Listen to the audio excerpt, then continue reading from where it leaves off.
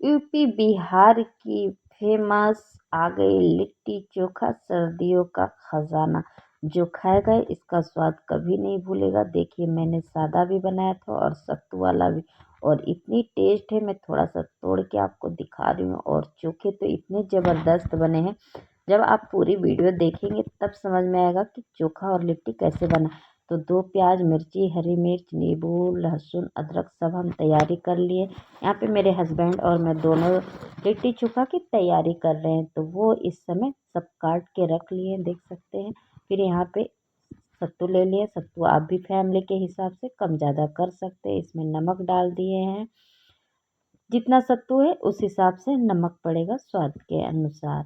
फिर उसके बाद यहाँ पे एक बड़ा नींबू ले लिए हैं, रस वाला। अगर कम रस है तो 2 नींबू आप ले सकते हैं। मेरे हस्बैंड ने भी यहाँ पे 2 नींबू को निचोड़ रहे हैं अच्छे से, क्योंकि थोड़ा सा सत्तू चटपटा बहुत अच्छा लगता है।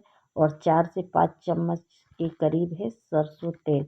जी हाँ, घर का तेल हो तो वो लीजिएगा, नहीं तो आम के अचार में जो तेल होते हैं वो ले लीजिएगा। यहाँ पे 1.5 चम्मच के करीब अजवाइन है और 1.5 चम्मच मंगरेला, और इसे करके डाल दिए हैं इसके अंदर। अब यहाँ पे आम का अचार है 2।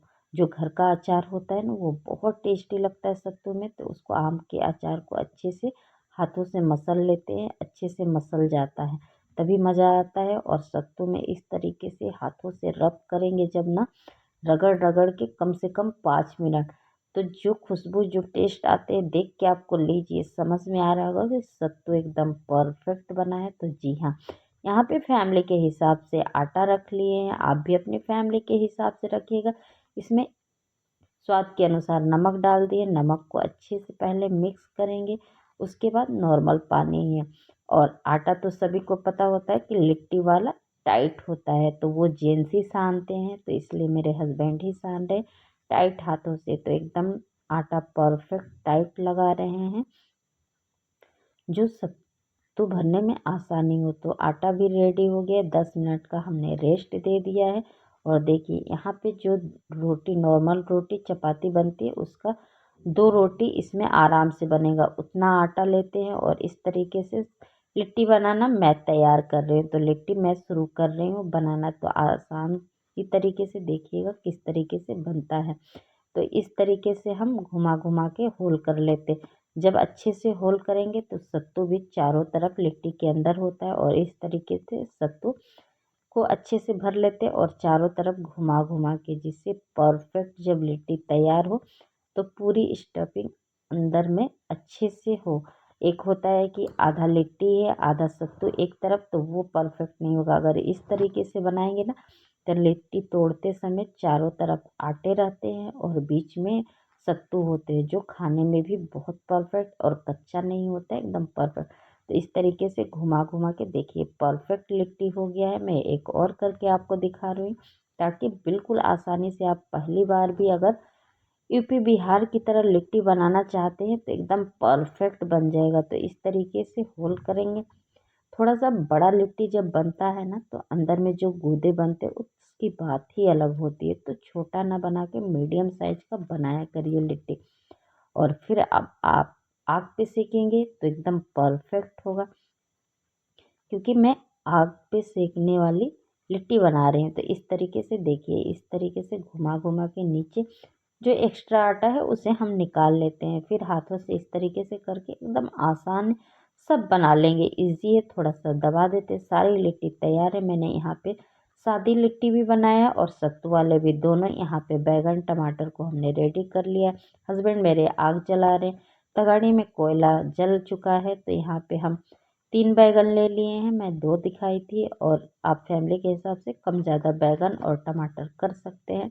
तो यहाँ पे टमाटर और आग में भून रहे हैं बैगन, क्योंकि आग का जो स्वाद होता है चोखे का, तो वो अलग ही होता है। यहाँ पे ½ kg के करीब मैंने आलू ले लिया है, नया आलू है।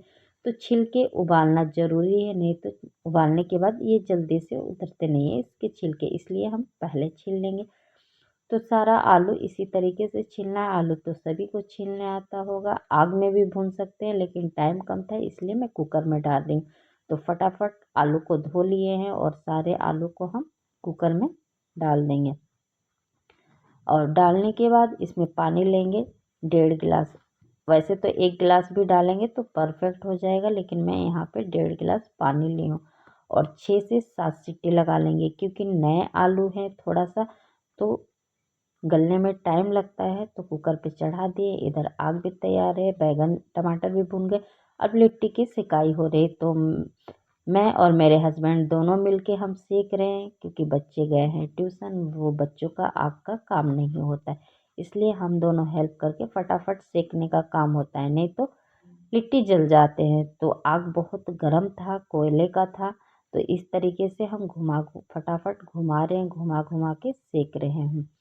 और जो आप पहली बार अगर सीख रहे होंगे तो सावधानी से, क्योंकि हमने जाली लगा रखा है। इस तरीके से देखिए फटाफट घुमा घुमा के हम सेक रहे हैं। एक बार कोयला बहुत गर्म था तो हमने उतार लिया था, थोड़ा उस पर पानी का छींटा मार दिए, फिर दोबारा से हम उस पर सेक रहे हैं। तो इस तरीके से लो जब आँच हो तो 10 मिनट में लिट्टी एकदम अच्छे से सिक जाता है। तो लिट्टी सिक गया है, तो इसे 2 बार हम उतार के पानी मारे थे, परफेक्ट लिट्टी तैयार है। अब इसे झाड़ना है, तो एक दुपट्टा ले लीजिए या कोई कपड़ा ले लीजिए, इसके अंदर हम झाड़ेंगे तो इस तरीके से मोड़ के जो राख या एक्स्ट्रा जला होता है वो निकल जाता है। तो इस तरीके से मैं कर रही हूँ, मेरे से परफेक्ट नहीं हो पा रहे हैं, देखिए इस तरीके से, क्योंकि ये लेडीज़ का काम नहीं होता है। तो यहाँ पे मेरे हस्बैंड आ गए हैं, उन्होंने अच्छे से किया, फिर परफेक्ट साफ़ हो गए हैं लिट्टी।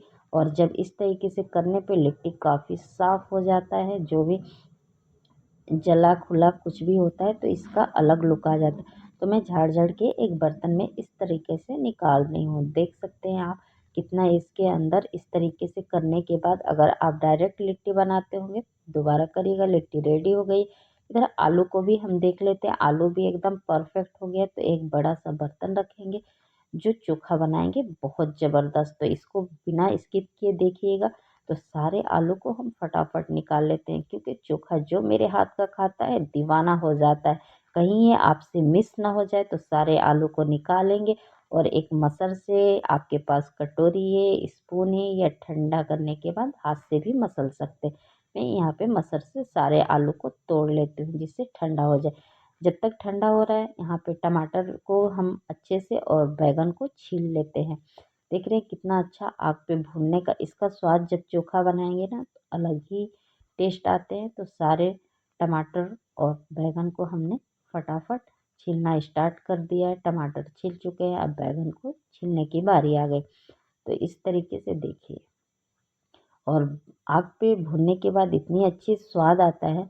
तो यहाँ पे फ्रेंड्स मैं हाथों को अच्छे से धो ली हूँ, क्योंकि चोखा जब हाथ से मसल के बनाते हैं उसका स्वाद ही अलग होता है। तो इस तरीके से बैगन और टमाटर को हम पहले मसल लेंगे अच्छे से। तो देखिए मैं मसलना शुरू कर दी हूँ। अगर आप मसल नहीं सकते तो आप यहाँ पे स्पून चाकू जो भी हो उसका हेल्प ले सकते हैं, लेकिन एक बार हाथ से मसल के चोखा बनाइएगा, फिर बताइएगा कि हाँ अलग ही स्वाद होता है। तो इस तरीके से जल्दी से मिक्स हो जाते हैं, फिर सारे आलू में हम फटाफट मिक्स कर लेंगे। देख रहे हैं ना, अभी आप घबराइएगा मत, बहुत बेहतरीन चोखा बनने वाला है।